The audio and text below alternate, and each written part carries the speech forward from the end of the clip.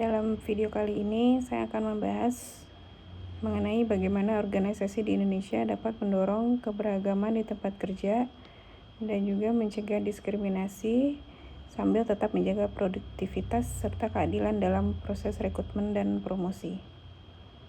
Menurut saya, keberagaman di tempat kerja sangat penting karena setiap karyawan memiliki latar belakang, pengalaman budaya, gender, dan cara berpikir yang berbeda.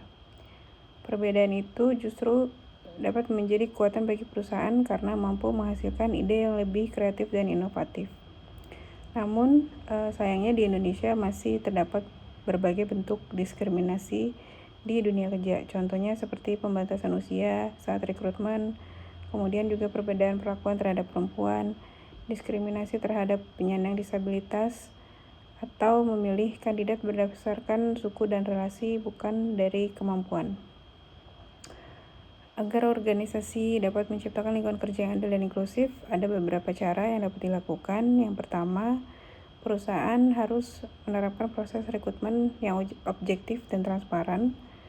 Kemudian penilaian kandidat juga sebaiknya fokus pada kompetensi, pengalaman, dan kemampuan kerja, bukan karena faktor pribadi seperti gender, agama, atau usia. Kemudian kedua, organisasi juga perlu memberikan pelatihan mengenai diversity dan anti-discrimination kepada seluruh karyawan dan manajer.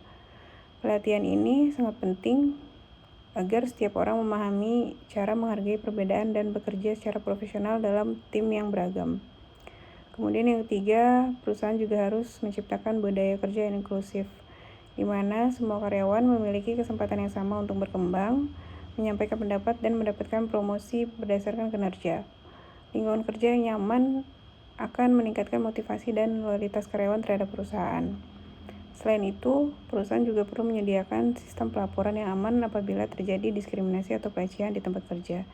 Dengan adanya perlindungan bagi karyawan, perusahaan dapat menjaga kepercayaan dan menciptakan suasana kerja yang sehat, serta juga timbul rasa aman bagi karyawan di tempat kerja.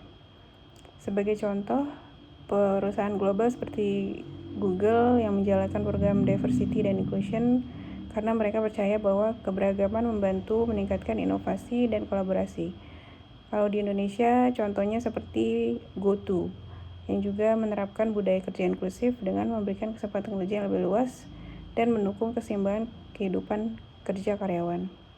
Kesimpulan dari video ini adalah organisasi di Indonesia dapat mendorong keberagaman dan mencegah diskriminasi melalui rekrutmen yang adil, pelatihan anti-diskriminasi, budaya kerja inklusif, dan sistem promosi berbasis kinerja.